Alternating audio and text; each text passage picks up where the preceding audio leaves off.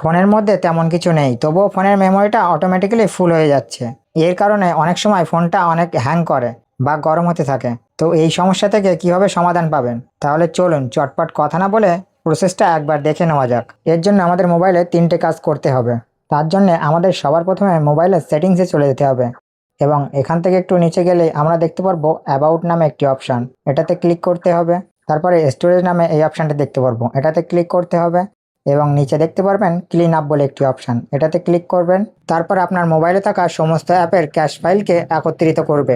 দেখুন আমার এখানে 3.44 জিবি জমে গেছে, তো এটাকে ক্লিন অপশানে ক্লিক করে আমরা এটাকে ক্লিন করে দেবো। এবং দ্বিতীয় কাজটি করার জন্য আমাদের এখান থেকে বার হয়ে এসে গুগল ফাইলসটাকে ওপেন করতে হবে। তারপরে ওপরে থাকা 3 লাইন্সে ক্লিক করতে হবে। এখানে পেয়ে যাবেন বিন নামে একটি অপশান, এটাতে আপনার সমস্ত ডিলিট হওয়া ফাইল এখনও জমে আছে। তো এটাতে একবার ক্লিক করবেন এবং এখানে অল আইটেমস এটাতে একবার ক্লিক করবেন, তাহলে অল ফাইল একসাথে সিলেক্ট হয়ে যাবে এবং তারপরে ডিলিটে ক্লিক করবেন, সব ফাইলটা পুরোপুরি মুছে যাবে। এবং তৃতীয় কাজটা করার জন্য আপনি এখান থেকে বার হয়ে আসবেন এবং দেখতে পারবেন মোবাইলের একটি ফাইল নামে অপশান আছে, এই ফাইলটাকে ওপেন করবেন। তারপর এখান থেকে একটু নিচে যাবেন এবং দেখতে পারবেন রিসেন্ট ডিলিট বলে একটি অপশান, এটাতে ক্লিক করবেন এবং এখানেও আপনি কিছু ডিলিট ফাইল পেয়ে যাবেন। এগুলোকে আপনি এক এক করে এগুলোকে পার্মানেন্টলি ডিলিট করে দেবেন। তো এই 3টে কাজ আপনি 15 দিন বা 1 সপ্তাহ বাদে বাদে এগুলোকে করবেন, তাহলে আপনার মোবাইলের মেমোরি আর ফুল হবে না। তো আপনি এটা আগের থেকে জানেন কি না অবশ্যই কমেন্টে জানিয়ে যাবেন।